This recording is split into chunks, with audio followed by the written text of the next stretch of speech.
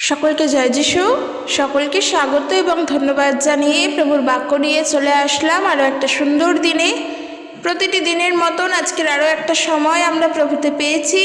ঈশ্বরকে অনেক ধন্যবাদ দিই যেন প্রত্যেকটা দিন প্রভুতে সুন্দরভাবে এগিয়ে চলতে পারি এবং প্রভুর কাছে প্রার্থনা করে, সমস্ত কিছুর জন্য প্রার্থনা করে প্রভুর সান্নিধ্যে থেকে যেন প্রত্যেকটা মুহূর্ত কাটাতে পারি। তো ঈশ্বরকে আরও একটি বার ধন্যবাদ জানাই এবং তোমাদের সবাইকে আরও একটি বার ধন্যবাদ জানিয়ে আজকের ভিডিও শুরু করব। আজকের যে বিষয় নিয়ে আলোচনা করব, তোমরা আমাকে একজন কমেন্ট করে বলেছো যে বাইবেল পড়তে বসলে বা বাইবেল পড়ার সময় মন যদি না বসে তাহলে কি করব। দেখো, অনেকগুলো প্রবলেম আমাদের হয় যখন আমরা প্রভুকে নতুন নতুন বিশ্বাস করি। বাইবেল পড়তে বসলে আমাদের মন বসে না, কিংবা যখন তুমি বাইবেল পড়তে বসবে নানা রকমের সমস্যা, নানা রকমের অসুবিধা, নানা রকমের বাধা তখন তোমার আসবে। হয়তো তুমি বাইবেল পড়তে বসেছো, কোনো রকমভাবে কেউ তোমাকে কোনোভাবে কোনো দিক থেকে ডাকলো, সেই সময় তোমাকে ডাকে না, কিন্তু যেই সময় তুমি বাইবেল পড়ছো ওই সময় তোমাকে ডাকলো, কিংবা তোমার মোবাইল ফোনটা বেজে উঠলো, কিংবা কোনো একটা বড় শব্দ হলো, তুমি ছুটে চলে গেলে সেটা দেখতে। আরও প্রবলেম হয় বাইবেল পড়তে বসলে হয়তো ঘুম পাওয়ার সময় নয়, কিন্তু বিনা কারণে হাই উঠতে থাকে। এছাড়াও আমরা যখন প্রার্থনা করি, প্রার্থনা করতে বসলেও এই সমস্যাগুলো হয়। ঠিক এই এতগুলো সমস্যা, এতগুলো ডিস্টার্ব যখন হয়, তখন আর সেই পড়ার দিকে মন বসে না। কিংবা যদি আমাদের এই সমস্যাগুলো নাও হয়, আমি হয়তো এমন একটা সময় বাইবেল পড়তে বসেছি, কোনো প্রবলেম হওয়ার কথাই নয়, হয়তো আমাদের প্রবলেমগুলো যদি নাও আসে, তাও দেখবে যখন তুমি বাইবেল পড়ছো তখন তোমার পড়াগুলো মনে ঢুকছে না, অর্থাৎ তোমার মাথায় ঢুকছে না, তুমি বুঝতে পারছো না, তুমি তোমার মতন অনর্গল পড়ে চলেছো। কি লেখা আছে সেটা বুঝছো না, পড়তে হয় পড়ছো এবং ওই পড়ার সঙ্গে সঙ্গে 10টা অন্যান্য চিন্তাও করছো। এর ফলে কি হয়? এর ফলে জিনিসটা আমাদের মাথায় থাকে না, আমাদের মনে থাকে না, আমরা বুঝতে পারি না, আমাদের পড়ার জন্য আর ইন্টারেস্ট বা এনার্জি আসে না। তো আমি বলতে চাই, এই সমস্যাগুলো বিশ্বাসীদের মধ্যে হয়, বিশেষ করে যারা নতুন নতুন প্রভুকে জানছো তোমাদের মধ্যে আরও বেশি করে হচ্ছে। আশা রাখি এখানে উপস্থিত যারা রয়েছো তোমাদেরও এমন প্রবলেমটা হয় আর তোমরাও জানো এই বিষয়গুলো। তো দেখো, আমি সেই বিষয়গুলো নিয়ে আজকে জানাতে চাই যে বাইবেল পড়া, এই যে বাইবেল বলে যাকে আমরা দেখছি, আমরা বিশ্বাসীরা মনে করি বাইবেল হলো ঈশ্বরের বাক্য, কারণ ঈশ্বরের মুখনিসৃত বাক্য হলো এই বাইবেল। এখান থেকে আমরা ঈশ্বরের বিষয়ে জানি, প্রভু যিশুর বিষয়ে জানি। ঈশ্বর তার লোকেদেরকে ব্যবহার করেছেন নানা রকমভাবে, নানা সময়, নানা রকম স্থানে, এবং তারা সেইভাবে ব্যবহৃত হয়েই এই বাইবেলের রচনা করেছে। বাইবেল কিন্তু 1 বছরে 2 বছরে তৈরি হয়নি, কিংবা বাইবেল লেখা এমনটাও নয় যে যে যেমন পেরেছে নিজের মন গড়া কথা এখানে লিখে গেছে। কারণ আমরা যখন বাইবেল পড়ি এমন অনেক অনেক আশ্চর্য ঘটনা আমরা বাইবেলের মধ্য থেকে দেখতে পাই, যেগুলো শুনলে হয়তো নিজেরাই এক এক সময় বিশ্বাস করে উঠতে পারি না, যেগুলো নিজেরাই হয়তো মানতে পারি না। এমন এমন কাহিনী, এমন এমন ঘটনা এখানে বর্ণিত রয়েছে। আর ঠিক সেই সময় মনে হয় বুঝি মানুষের নিজের কথা, মানুষ নিজের মন গড়া কথা এখানে রচনা করেছে, কিন্তু তেমনটা নয়। বাইবেল কারোর মন গড়া কথা নয়, কারণ বাইবেল যদি কারোর মন গড়া কথা হতো তাহলে ঈশ্বরের বিষয়ে আজকে আমরা শিখতাম না। ঈশ্বর হলেন পবিত্র, তিনি পবিত্র আত্মা, তার শক্তি কি যদি কেউ কখনো জানার চেষ্টা করে যে তিনি কত শক্তিমান, তাহলে আমি বলতে চাই সেই ব্যক্তি ঈশ্বরকে ভয় করে চলুক, কারণ ঈশ্বরকে ভয় করে চলাই সব থেকে শ্রেয়। ঈশ্বরের শক্তি কত, তিনি কত শক্তিমান, তিনি কি করতে পারেন, সেটা যেন আমরা দেখতে না চাই, বরং তাকে ভয় করে, তাকে শ্রদ্ধা করে চলো। তিনি যখন হাতে লাঠিটা ধরবেন, কোথাও মুখ লুকানোর মতন জায়গা খুঁজে পাওয়া যাবে না। তার ক্রোধ যদি নেমে আসে তাহলে আমরা কোথাও গিয়েও কুল পাবো না। ঈশ্বরকে ধন্যবাদ দিই, তিনি ক্রোধের ঈশ্বর নন, কারণ তিনি আমাদের ক্রোধ নয়, তার অনুগ্রহ প্রকাশ করেছেন। আর সেই অনুগ্রহের গুণেই আজ আমরা তার পথে চলছি, সেই অনুগ্রহের গুণেই আজকের আমরা রক্ষা পেয়েছি। তাই জন্য প্রার্থনা করো যেন প্রভুর সেই অনুগ্রহতেই চলতে পারি। তো যেটা বলছিলাম, কখনোই যেন না ভেবে বসি ঈশ্বরের বাক্য কোনো মানুষ নিজের মন গড়া কথা অনুযায়ী লিখেছে, না, একেবারের জন্য তা নয়। সে তুমি বিশ্বাস করো বা না করো, তাতে কখনোই এইটা পরিবর্তন হবে না। তো যেটা বলছি, এই বাক্য হলো ঈশ্বরের বাক্য, আমরা বিশ্বাস করি। এখানে ঈশ্বরের পবিত্র বাণী আছে, এখানে ঈশ্বরের পবিত্র কথা আছে। তাহলে এই কথা যখন পড়ব, এই কথা যখন পড়তে বসবো, তখন কি সত্যি আমাদের নিজেদের পক্ষে তা সম্ভব যে আমরা আমাদের মন বসাবো এটা পড়ার সময়, আমরা আমাদের সমস্তটা এটা পড়ার সময় দেব, আমাদের সমস্ত সময়, সমস্ত হৃদয় ঈশ্বরের বাক্য পড়ার সময় দেব? আমরা আমাদের সম্পূর্ণ মন তখন এখানে বসিয়ে এটাই বোঝার চেষ্টা করব? কখনোর জন্য তা নিজের থেকে সম্ভব নয়। কারণ ঈশ্বরের পবিত্র বাক্য আমরা কেন পড়ি এবং সেই পবিত্র বাক্য পড়ে আমরা কি করব? আমরা পবিত্র বাক্য পড়ি তা শেখার জন্য, জানার জন্য এবং সেই বাক্য পালন করে চলার জন্য। তো দেখো, যখন তার বাক্য পালন করে চলার চেষ্টা করব, তার পবিত্র বাক্য, আমরা নিজেরা পবিত্র হওয়ার জন্য তার পবিত্র বাক্যকে পালন করে চলার চেষ্টা করব। তার মানে এটা বুঝতে হবে যে আমাদের মধ্যে পবিত্রতা নেই, সেই কারণের জন্যই আমাদের পবিত্রতা দরকার। আজকের আমার একটি রোগ হয়েছে, সেই রোগটা সারানোর জন্যই তো আমার সঠিক ওষুধটা দরকার, না হলে বিনা কারণে তো আমি ওষুধটা খাবো না। রোগটা হয়েছে, রোগটা সারাবো বলেই তো ওষুধটা খাবো। তাই ওষুধটা যদি খাই, রোগটা তবে সারবে। পবিত্র নই আমরা, পবিত্র হওয়ার জন্যই তো ঈশ্বরকে জানা, পবিত্রতায় চলার জন্যই তো ঈশ্বরকে বোঝা এবং তার এই পবিত্র বাক্যকে বোঝা। বিশ্বাসীরা আমরা তাই জানি। তো যখন তার পবিত্র বাক্যকে পড়ব, যদি আমাদের মধ্যে সেই পবিত্র আত্মার শক্তি না আসে, আমরা বুঝতে পারবো না তার বাক্যকে, বুঝতে পারবো না তার বাক্যের অর্থকে, এবং বাক্য পড়ার সময়ও আমাদের মন বসবে না। তাহলে আমাদের করণীয় কি? প্রথম করণীয় হলো প্রার্থনা। কারণ প্রার্থনা ছাড়া তুমি বিশ্বাসীর জীবনে চলতে পারবে না। এমন ব্যক্তি আমরা নই যে আমরা আমাদের ধার্মিকতার গুণে চলতে পারবো। এমন ব্যক্তি আমরা নই যে আমরা যা বিশ্বাস করি ঈশ্বরকে, সেই বিশ্বাসের দ্বারা চলতে পারবো। একেবারের জন্য না। প্রার্থনা যদি না থাকে, তুমি বিশ্বাসে এগোতে পারবে না। প্রার্থনাশীল জীবনযাপন প্রত্যেকের জন্য দরকার, প্রত্যেকের জন্য, প্রত্যেকজন বিশ্বাসের জন্য দরকার প্রার্থনা। প্রার্থনাশীল জীবন কাটাও, বিশ্বাসে বৃদ্ধি হবে। কারণ আমরা যখন প্রার্থনা করি, তখনও আমাদের ঘুম পায়, তখনও আমাদের মন বসে না। তাহলে এবারে বলো, যেখানে আমরা প্রার্থনা করলেই মন বসে না, সেখানে ঈশ্বরের বাক্য বোঝা তো আমাদের থেকে অনেক দূরহস্ত। তাহলে প্রথম ধাপ, প্রথম বিষয় যদি বলো, তাহলে বলবো প্রার্থনা করো। কি প্রার্থনা করো? এই যে তুমি পবিত্র বাক্য পড়তে বসছো, তার আগে প্রার্থনা করে বসো যে প্রভু, আমি তোমার বাক্য পড়বো, তুমি আমাকে সাহায্য করো, তোমার এই বাক্যের অর্থ আমাকে বুঝতে সাহায্য করো। আমি কিচ্ছু জানি না, আমি একটা লাইনের অক্ষরের মানেও জানি না, আমাকে তুমি সাহায্য করো এবং আমি যেন পবিত্রভাবে পড়তে পারি। আমার যেন ঘুম না আসে, দিয়াবল যেন কোনোভাবে কাজ না করে। কারণ যখন ঘুম আসে, যখন বাধা আসে ঈশ্বরের বাক্য পড়ার জন্য, ঈশ্বরের সেবা কার্য করার সময় যদি বাধা আসে, জানবে দিয়াবল সেখানে কাজ করে। কারণ দিয়াবল চায় না, কোনোভাবেই চায় না যেন আমরা প্রভু যিশুর বিষয় জানি এবং ঈশ্বরের পথে এগোই। কারণ দিয়াবল হলো অন্ধকারের আর ঈশ্বর হলেন আলোর। আলোর বিপরীত অন্ধকার, অন্ধকারের বিপরীত আলো। আমরা এই অন্ধকারে থেকেই যখন আলোর পথকে জেনেছি, তখন অবশ্যই ওই অন্ধকারের শক্তি তো আমাদেরকে টানবেই তার নিজের দিকে। কারণ আমরা জানি যত রকমের মন্দ কাজ, খারাপ কাজ সবই অন্ধকারে হয়। এই অন্ধকার কিন্তু অপবিত্র, এই অন্ধকার কিন্তু মন্দ, আর মানুষ এই মন্দ জিনিসকে সব থেকে বেশি ভালোবাসে। তাই যখন তুমি অন্ধকারে থেকেই আলোর পথকে জেনেছো, তখন তো এটা তোমাকে সম্পূর্ণভাবে জেনে রাখতে হবে যে ওই অন্ধকার তোমাকে তার নিজের দিকে টানছে, সে টানছে তোমাকে। এদিকে প্রভুর পথ, আলোর পথও তোমাকে টানছে, ওদিকে অন্ধকারও তোমাকে টানছে। সেই কারণের জন্য তুমি বাইবেলটা পড়তে বসেছো। তোমাকে আলোর পথ তোমাকে টানছে বলে তুমি বাইবেলটা পড়তে বসেছো। কিন্তু যখন অন্ধকার তোমাকে তার দিকে টানছে, তখন তোমার হাই উঠছে, তখন তোমার বাধা আসছে, তখন তোমাকে কেউ ডিস্টার্ব করছে, তুমি একটা বাক্য মন দিয়ে পড়তে পারছো না। তো তখন আমাদের করণীয় কি?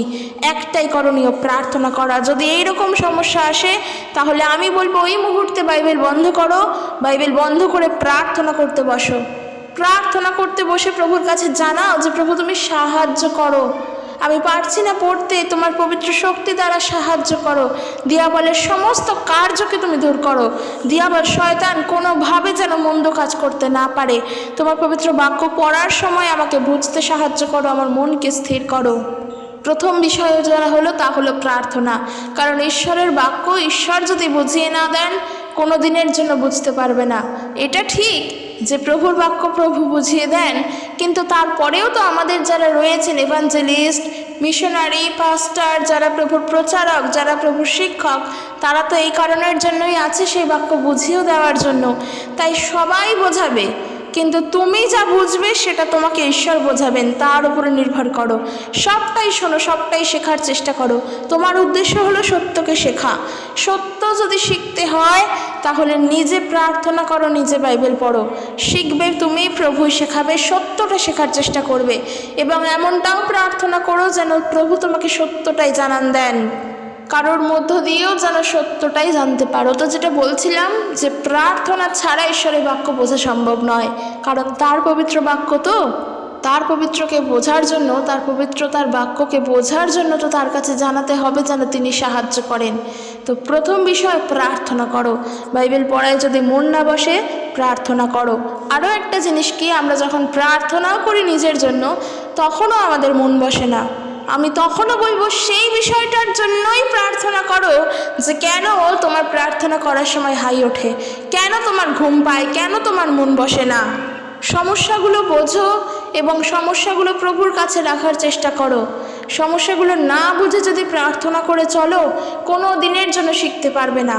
কারণ দেখো, যখন তুমি প্রার্থনা করতে বসছো, আমি একটা উদাহরণস্বরূপ বলি, হয়তো তোমার ঘুম পাচ্ছে, হাই উঠছে। এই সমস্যাটা আমাদের অনেকের হয়। এ নিয়ে অলরেডি একটি ভিডিও আছে, আমি সেখানে জানিয়েওছি। হাই উঠছে, ঘুম পাচ্ছে, কেন হচ্ছে বুঝতে পারছো না। কিন্তু তুমি যদি এটার জন্য প্রার্থনা করে বলো, প্রভু আমি বুঝতে পারছি না কেন এটা হচ্ছে, আমাকে সাহায্য করো, আমি প্রার্থনা করার সময় যেন মন দিয়ে করতে পারি, যদি এই প্রার্থনাটা আগে করো, তাহলে তুমি শিখতে পারবে। কারণ তুমি তোমার নিজের সমস্যাটা বুঝলে, তারপরে তুমি সেই সমস্যাটার জন্য আগে প্রার্থনা করলে, প্রভু তোমাকে উত্তর দিল এবং পরের বিষয়ের ধাপ তুমি এগোলে। এইভাবে শিখতে হবে। আমাকে একজন যেমন কমেন্ট করেছো যে বাইবেল পড়ার সময় মন না বসলে কি করব। তার মানে তুমি বুঝতে পারছো তোমার সমস্যাটা কোথায়। এটা খুবই ভালো, তুমি আইডেন্টিফাই করতে পেরেছো। এবং আমি এটাই বলতে চাই, তুমি প্রার্থনা করো। যাদের যাদের এই প্রবলেমগুলো আছে, আগে নিজে বোঝার চেষ্টা করো যে সমস্যাগুলো তোমার কোথায় হচ্ছে, প্রভুর পথে চলার সময় প্রবলেমগুলো কোথায় আসছে, এবং সেগুলোর জন্য আগে প্রভুর কাছে জানান দাও। প্রভু আগে সেই জায়গায় তোমাকে বৃদ্ধি করুক, তারপর নেক্সট স্টেপে তুমি যাবে, তারপর আরও একটু করে বিশ্বাসে বৃদ্ধি হবে। তাই আগে প্রার্থনা করো। প্রার্থনা ছাড়া কিচ্ছু সম্ভব নয়। প্রার্থনা ছাড়া কোনো উত্তর আসবে না। প্রার্থনা ছাড়া কিচ্ছু সম্ভব নয়। প্রার্থনাশীল জীবন রাখো। এর পরের যে বিষয় বলবো, বাইবেল পড়ার অভ্যেস তৈরি করো। প্রত্যেক দিন ঘুম থেকে উঠে ব্রাশ করা যেমন আমাদের দৈনন্দিন নিত্য নৈমিত্তিক কাজ, প্রত্যেক দিন খাওয়া এবং ঘুমানো যেমন আমাদের নিত্য নৈমিত্তিক কাজ, যদি আমাদের এই জিনিসগুলো বন্ধ হয়ে যায়, আমাদের জীবনের অনেক ক্ষতি পর্যন্ত হতে পারে এবং তার ফলে আমরা অসুস্থ হয়ে উঠতে পারি। ঠিক সেই রকম বাইবেল পড়া একটা অভ্যেস তৈরি করো। কারণ দেখো, না খেলে না ঘুমালে আমাদের জীবনের ক্ষতি হবে, আমরা অসুস্থ হয়ে পড়বো, আমরা ধীরে ধীরে রোগাক্রান্ত হয়ে পড়বো। তাই তো বাইবেল যদি না পড়ো, এই যে ঈশ্বরের বাক্য যদি না পড়ো, তোমার আত্মিক জীবনের ক্ষতি হবে, দৈনন্দিন জীবনের, বাহ্যিক জীবনের ক্ষতি হবে। না খেলে না ঘুমালে, বাইবেল না পড়লে আত্মিক জীবনের ক্ষতি হবে। এই জীবনের ক্ষতিপূরণ কিন্তু তুমি করতে পারবে না যদি না তুমি প্রার্থনা করো, যদি না তুমি বাইবেল পড়ার অভ্যেস তৈরি করো। তাই প্রত্যেক দিন ঘুম থেকে উঠে দিনের যে কোনো সময়, যেই সময়টা তোমার সঠিক বলে মনে হয় যে ওই সময়টা বসলে তোমার কোনো প্রবলেম হবে না, কেউ তোমাকে ডিস্টার্ব করবে না, তুমি শান্ত মনে পড়তে পারবে, ঠিক একটা নির্দিষ্ট সময় বেছে নিয়ে সেই সময় বাইবেল পড়ো। প্রত্যেক দিন, এভরিডে, প্রতিটা দিন বাইবেল পড়ার অভ্যেস করো। প্রতিটা দিন অন্তত একটি করে অধ্যায় পড়ো। একটি করে অধ্যায় না পড়লেও একটা অধ্যায়ের 10টি কি 12টি কি 14-15টি পদ পর্যন্ত পড়ো এবং সেখান থেকে বোঝার চেষ্টা করো যে সেখানে ঈশ্বর কী বলতে চাইছেন, কী শিখলে সেখান থেকে। এবং বাইবেল যখন পড়া হয়ে যায়, প্রার্থনা করো। বাইবেল নিয়ম আছে বাইবেল পড়ার। বাইবেল পড়তে বসার আগে প্রার্থনা করে বসা, যেন প্রভু সাহায্য করেন, এবং বাইবেল পড়ার শেষে প্রার্থনা করে ওঠা। যা বুঝলে যেন তা সেই সমস্ত কিছু মেনে চলতে পারো, এবং যা বুঝলে না প্রভু যেন বুঝিয়ে দেন, যেন মনে রাখতে পারো। নিয়ম আছে বাইবেল পড়ার। বাইবেল নিয়ে বসে পড়লাম আর পড়া হয়ে গেল তা নয়। প্রার্থনা করে বসবে, প্রার্থনা করে উঠবে। প্রত্যেক দিন বাইবেল পড়ার অভ্যেস তৈরি করো। যেটা বললাম সেটা আজ থেকে শুরু করো। চ্যালেঞ্জ নাও যে আমি 2 মাসের মধ্যে পুরো নতুন নিয়ম শেষ করব। একজন বিশ্বাসী যখন হচ্ছ, প্রভুতে যখন চলার চেষ্টা করছো, তখন এগুলো মাথায় রাখো যে আমি বিশ্বাসী এতদিন ছিলাম না, যিশুকে জানার পর হলাম, তার মানে আমার কর্তব্য বাড়লো, আমার দায়িত্ব বাড়লো। আমি আস্তে আস্তে আরও যত দিন যাবে আমি আরও বৃদ্ধি পাবো, তখন আমার ঈশ্বরের বাক্যই দরকার পড়বে। তাই আমি প্রত্যেক দিন বাইবেল পড়ব, একটি অধ্যায়ের 15টা পদ পড়ব। আজকে যতটা পড়লাম আগামীকাল আবার ঠিক তার পর থেকে পড়ব। এরকম করে প্রত্যেক দিন বাইবেল পড়ো। বাইবেল পড়ার অভ্যেস তৈরি করো, অবশ্যই মন বসবে। একটা জিনিস খেয়াল করে দেখবে, যেই জিনিসটাকে তুমি ভালোবাসো সেই জিনিসটা করার জন্য সব থেকে বেশি তোমার আগ্রহ থাকবে, সব থেকে বেশি তোমার উৎসাহ থাকবে। লক্ষ্য করে দেখবে, আমরা মোবাইল ফোন ঘাঁটতে ভালোবাসি, সারাদিন মোবাইল ফোন নিয়েই পড়ে থাকি। তো যেই জিনিসটাকে বেশি ভালোবাসবে তার প্রতি তাকে জানার জন্য আরও বেশি আগ্রহী হবে। ঈশ্বরের বাক্যকে ভালোবাসতে শেখো। আমরা এই পৃথিবীতে অনেক কিছু ভালোবাসি, আমরা অনেক জিনিসকে ভালোবাসি। প্রাণীকে বলছি না, মানুষকে বলছি না, অনেক জিনিসকেও ভালোবাসি। তার মধ্যে 1 নম্বর মোবাইল ফোন, গয়নাকাটি, টাকা পয়সা এবং আমাদের পোশাক, সাজ পোশাক, অনেক কিছুকে আমরা ভালোবাসি। ঈশ্বরের বাক্যকে ভালোবাসতে শেখো। যখন এই বাইবেলকে ভালোবাসতে শিখবে, এর রস খুঁজে পাবে, এর আস্বাদনকে পাবে। তাই জন্য বাইবেল পড়তে বসার আগে প্রার্থনা করে বসো। প্রত্যেক দিন বাইবেল পড়ার অভ্যেস তৈরি করো, যেন প্রতিটা দিন পড়তে পারো। ভালোবাসতে শেখো, যে তোমার বাক্য প্রভু আমি ভালোবাসতে চাই, আমাকে শেখাও, তোমার বাক্যে কি আছে আমাকে জানাও, আমাকে আরও আগ্রহ করে তোলো, আমাকে উৎসুক করে তোলো, আমি যেন তোমার বাক্যকে জানতে পারি। প্রার্থনা করো এইভাবে, অবশ্যই বাইবেল পড়তে মন বসবে। কিন্তু একজন খ্রিস্টান ব্যক্তি, আমি নিজেকে খ্রিস্টান বলি অথচ বাইবেলের বও জানি না, এইরকম খ্রিস্টান যেন না হই। বরং এইরকম খ্রিস্টান মানুষের কাছে দাঁড়াতে লজ্জা পাবে, যে বাইবেলের বও জানবে না। যখন তাকে সামান্য একটা ছোট্ট প্রশ্ন করা হবে বাইবেল থেকে, যদি একটা ছোট্ট প্রশ্নই করি যে প্রভু যিশুকে বাপ্তিস্ম কে দান করেছিলেন, যে বাইবেল পড়বে না সে কিন্তু কোনো দিনও জানবে না, কিন্তু একটা ছোট্ট শিশু সে জানবে। তাই বাইবেলটা পড়তে হবে জানার জন্য, শেখার জন্য, বোঝার জন্য, এবং তার আগে ঈশ্বরের বাক্যকে ভালোবাসতে হবে। শুধু আমি প্রভু যিশুকে ভালোবাসি আর আমি প্রার্থনা করি তাতেই আমার জীবন কেটে গেল, এটা যেন না হয়। ঈশ্বরের বাক্যকে ভালোবাসতে শেখো। কিংবা আমি প্রচারকের কাছে গেলাম, প্রচার শুনে আসলাম, ওখানেই শেষ, ওখানেই শুরু, এটাও যেন না হয়। এরপরের যেটা বিষয় বলবো তা হলো মনকে স্থির করো। দেখো, একটা বিষয় বলতে চাই, তুমি যাই করো না কেন, তুমি যেভাবেই চলো না কেন, ঈশ্বরকে জানার জন্য, ঈশ্বরের পথে চলার জন্য যদি তোমার হৃদয় স্থির না থাকে, না তুমি প্রার্থনা করে আনন্দ পাবে, না তুমি ঈশ্বরের বাক্য পড়ে আনন্দ পাবে, না তুমি ঈশ্বরের সেবা কার্য করে আনন্দ পাবে, না তুমি তোমার বিশ্বাসে স্থির হয়ে আনন্দ পাবে, যদি তোমার মন স্থির না থাকে। কারণ তুমি সেই সময় বিশ্বাসেও স্থির হতে পারবে না যদি তোমার মন স্থির না থাকে প্রভুর প্রতি, যে প্রভু আমি জানি তুমি আছো, আমার কিছু হবে না। যখন এই প্রার্থনা করছো তখন তুমি আনন্দ পাচ্ছ। কেন বলো তো? কারণ তুমি সত্যিই জানো যে প্রভু আছে, তোমার কিছু হবে না।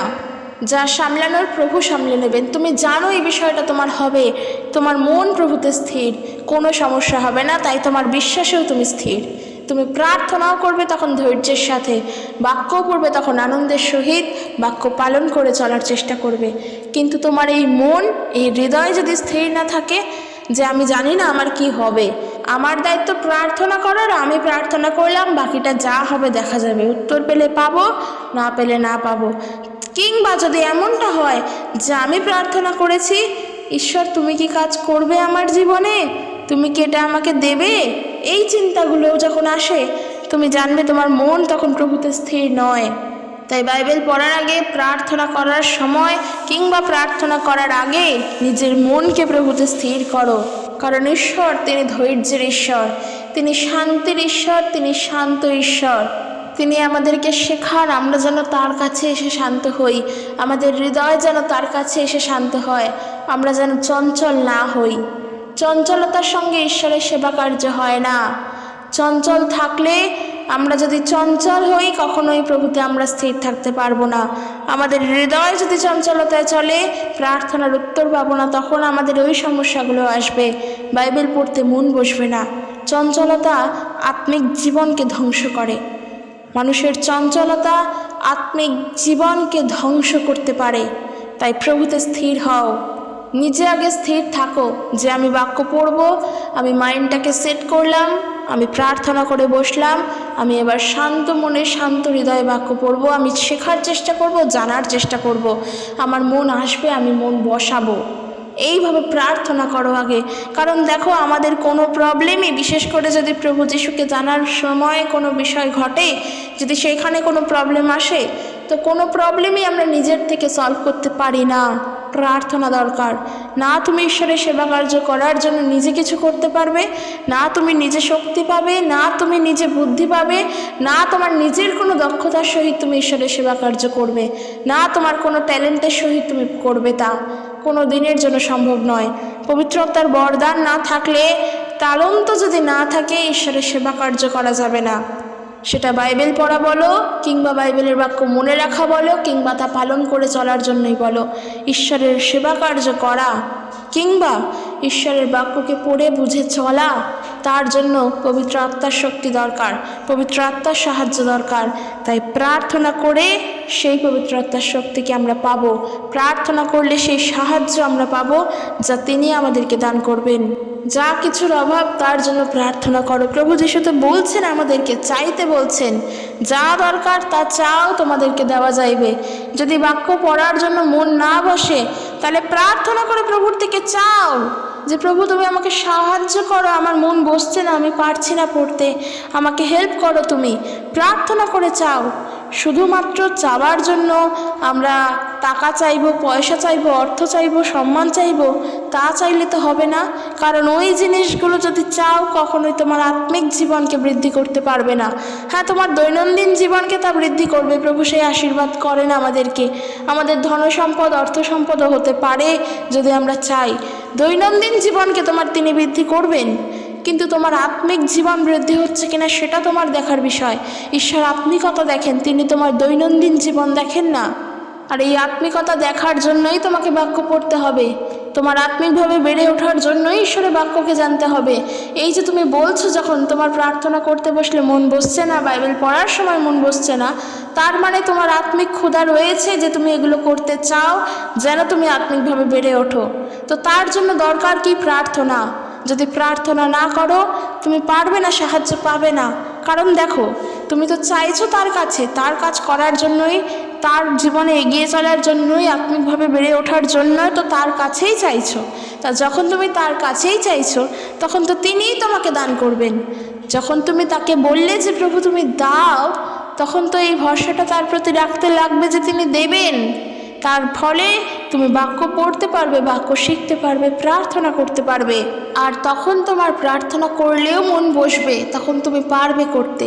তাই একটা বিষয় বলবো যে প্রথম হলো প্রার্থনা করো। দেখো, প্রথম বা শেষ বলে কিছু হয় না। আমি সমগ্র ভিডিওটা জুড়েই বলে গেলাম একটাই বিশেষ কথা, প্রার্থনা করো। তাই প্রার্থনাশীল জীবনটাই দরকার।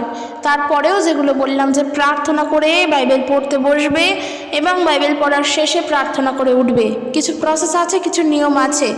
বাইবেল পড়ার আগে প্রার্থনা করবে, বাইবেল পড়া হয়ে গেলে প্রার্থনা করবে।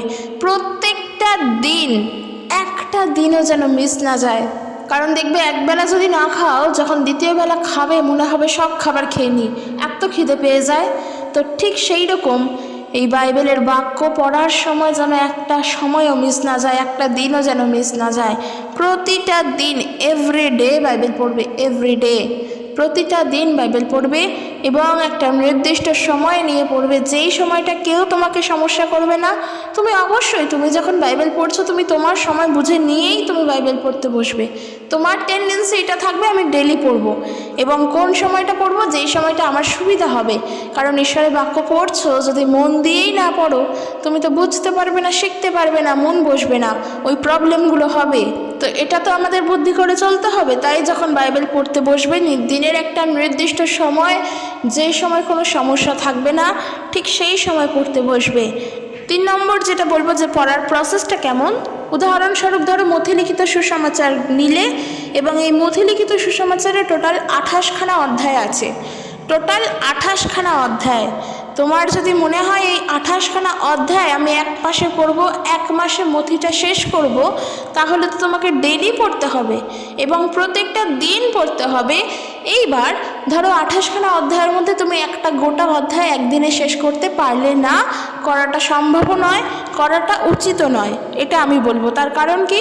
তার কারণ ওই একটা অধ্যায়ের মধ্যে যে কত কিছু আছে তার খুঁটিনাটি বিষয়ে যদি জানার চেষ্টা না করি অনেক কিছু মিস হয়ে যাবে, অনেক কিছু মিস হয়ে যাবে।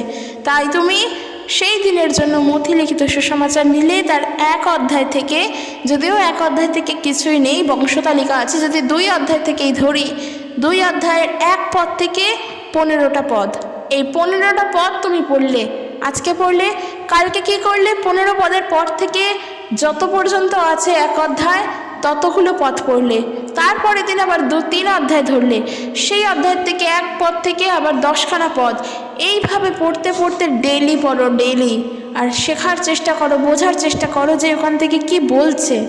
কারণ যারা নতুন বাইবেল পড়ছো তারা যদি মনে করো যে আমি একদিনেই একটা গোটা চ্যাপ্টার শেষ করে ফেলবো, খুব প্রবলেম। যারা পুরনোরা রয়েছো তোমরা যদি করো তাহলে তোমরা পারবে, কারণ তোমরা অলরেডি জানো যে কোথায় কি আছে। কিন্তু যারা নতুন পড়ছো তোমরা ধৈর্য সহকারে ধরে ধরে পড়ো। যদি পড়তে পারো তাহলে তোমার বাইবেল পড়ার জন্য আরও ভালোবাসা তৈরি হবে, তুমি শিখতে পারবে, মন বসবে, বুঝতে পারবে। এবং যখন বাক্য পড়ছো তখন তুমি পবিত্র আত্মার কাছে জানাচ্ছ যে তুমি আমাকে সাহায্য করো বাক্য পড়তে এবং বাক্য শিখতে আর বাক্য মনে রাখতে, বাক্য বুঝতে। কারণ ঈশ্বরের বাক্য আমরা যখন ভুলে যাই আমাদেরকে পবিত্র আত্মা তখন স্মরণ করিয়ে দেন। তাই তাকে অনুমতি দাও তিনি যেন তোমার জীবনে ওই সময় কাজ করেন। তিনি কাজ করবেন, তিনি তোমাকে সাহায্য করবেন। কিন্তু বাইবেল পড়ার প্রসেস আছে, এবং যখন তুমি পড়ছো তখন তুমি ধারাবাহিকভাবে পড়ো। আজকের মথির 1 অধ্যায় পড়লে মানে কালকে তুমি চলে গেলে যোহনে তার 10 অধ্যায় গিয়ে পড়লে, পরশু দিনকে তুমি কি পড়ছো করিন্থীয় তার 12 অধ্যায় পড়ছো। এইভাবে কিন্তু বাইবেল পড়ার নিয়ম নয়, সেটা আমরা সবাই জানি। পড়ছি যখন ধারাবাহিকভাবে পড়বো, আজকের এখান থেকে কালকে ওখান থেকে, পরশু ওখান থেকে, এইভাবে নয়। এই প্রসেসগুলো যখন শিখবো বাইবেল পড়ার জন্য তখন আমাদের এনার্জি আসবে, আমরা ভালোবাসতে শিখবো, বাইবেলকে পড়ার জন্য উৎসুকতা বাড়বে। কিন্তু একটা কাজ তোমাকে শুরু করতে হবে। তুমি যদি এই লক্ষ্যটা নিয়ে শুরুই না করো, যদি শুরুটা না করো তুমি নিজে, তাহলে প্রভু তোমাকে কি করে সাহায্য করবেন? তুমি তো জানো যে প্রভু তোমাকে সাহায্য করেন, তুমি তো জানো ঈশ্বর তোমাকে সাহায্য করেন, কিন্তু এই যে বাইবেলটা পড়বে তোমাকে তো পড়াটা নিজে শুরু করতে হবে। তুমি যদি নিজে শুরু না করো তাহলে প্রভু যিশু এসে তো তোমাকে আঙুল দিয়ে বই খুলিয়ে পড়িয়ে দিয়ে যাবেন না। পবিত্র আত্মাও তোমাকে পিটিয়ে পিটিয়ে মেরে মেরে বই খুলে পড়াবেন না। তোমার নিজেকে নিজে শুরু করতে হবে। কাজে এই শুরুটা যদি না করো তুমি বুঝবে কী করে যে বাইবেল পড়ায় তোমার মন বসছে কি না? তুমি বুঝবে কী করে প্রভু তোমার কথা শুনছেন কি না? যখন প্রভু তোমার কথা শুনছেন তখন তুমি বুঝবে তুমি তার কাছে প্রার্থনা করছো বলে। যখন তুমি প্রভুর কথা শুনছো তুমি জানবে প্রভু তোমার সাথে কথা বলছেন।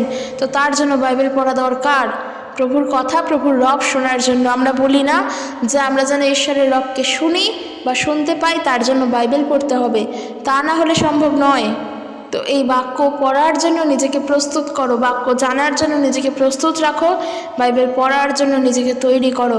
আর আরও একটা বিষয়, শুধু বাইবেল নয়, প্রার্থনা করার সময় নিজের মন যেন প্রভুতে বসে তার জন্য প্রার্থনা করো যে প্রভু তুমি সাহায্য করো। তোমার কাছে যখন আমি কিছু চাই আমার তখন মন বসে না, আমি কি করব? তুমি আমাকে শক্তি দান করো, দিয়াবল যেন কাজ করতে না পারে, শয়তান যেন আমাকে তোমার দিকে ছাড়া নিজের দিকে টানতে না পারে, আমি যেন তোমার দিকে যাই, কারণ তোমার দিকে তুমি টানছো। প্রার্থনা করো এইভাবে, ঈশ্বরের বাক্য পড়ো, না হলে জানতে পারবে না। কারণ এখন যা যুগ, চারিদিকে ভণ্ড শিক্ষকে পরিপূর্ণ, চারিদিকে মানুষ ভ্রান্ত শিক্ষা দিচ্ছে। হ্যাঁ, এটা আমি বলতে পারি, কারণ আমি দেখতে পাচ্ছি চারিদিকে মানুষ নানা রকমভাবে ভ্রান্ত শিক্ষা দিচ্ছে। তাই জন্য ভ্রান্ত শিক্ষা থেকে দূরে থাকার জন্য বাইবেল পড়ো, দেখো ভণ্ড শিক্ষকদের বিষয় পড়ো, বাইবেল কি বলছে, কিভাবে ভণ্ড শিক্ষকরা আসবে। তারা স্বর্গদূতের ন্যায়ই আসবে, মনেই হবে না যে তারা ভ্রান্ত। তারা নিজেদেরকে যিশু বলবে, তা তুমি মনেই করতে পারবে না যে তারা ভ্রান্ত। তাদের প্রচারে হয়তো যিশুর নাম আছে অনেক, কিন্তু যিশুর বিষয়ে শিক্ষা নেই কোনো। তোমাকে হয়তো বলবে যে তুমি এইটা করো, তুমি এটা পাবে যিশুর নামে, তুমি এটা চাও, তোমাকে যিশু দেবেন, হ্যান ত্যান অনেক কথা বোঝাবে, কিন্তু শিক্ষা তুমি পাবে না। কি করে প্রভুতে চলতে হয় সেই শিক্ষা তুমি পাবে না, সত্যতা থেকে তুমি বেরিয়ে যাবে। মানুষ অনেক শিক্ষা দেবে যে যিশুকে জেনে তো গেছো, আর কোনো চিন্তা নেই, তুমি মন্দভাবে চললেও কোনো ক্ষতি নেই। যিশু যদি সেটাই আমাদের জন্য চান, তাহলে বাক্য আমাদেরকে শিক্ষা দিত না যে তোমরা আত্মার বশে চলো, মাংসের বশে নয়। কারণ আমরা তো যিশুকে জেনেই গেছি, পরিত্রাণ তো পেয়েই গেছি। তাহলে আমরা মাংসের বশে চলি কি আত্মার বশে চলি, তাতে কী সমস্যা? আমি মাংসের বশে চললেও কোনো প্রবলেম নেই। তাহলে আর বাইবেল শিক্ষা দিত না যে আত্মার বশে চলার জন্য, মাংসের থেকে দূরে থাকতে, মাংসের অভিলাষকে যেন পূর্ণ না করি। কাজেই বাইবেল পড়ো, নিজে বোঝার চেষ্টা করো, নিজে জানার চেষ্টা করো।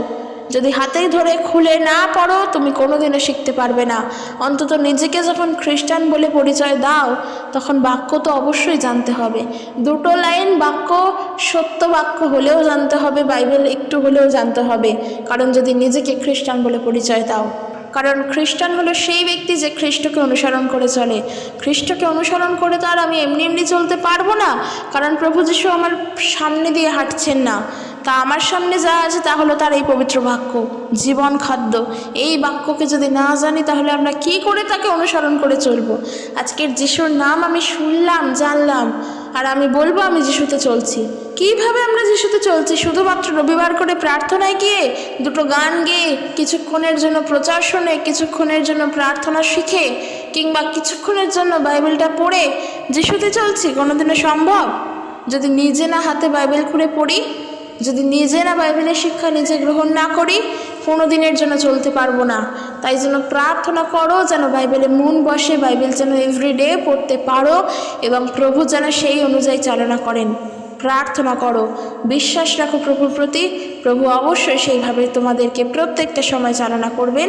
এবং নিজের দুর্বল জায়গাগুলোকে বোঝো এবং সেই বিষয়গুলোর জন্য প্রার্থনা করো। তো চলো আজকের এখানে শেষ করছি। ভিডিওটি কেমন লাগলো জানিও, ভালো লাগলে অবশ্যই লাইক কমেন্ট করে দিও এবং ভিডিওটি শেয়ার করে দিও। সকলে সুস্থভাবে থাকো। জয় যিশু। Praise the Lord.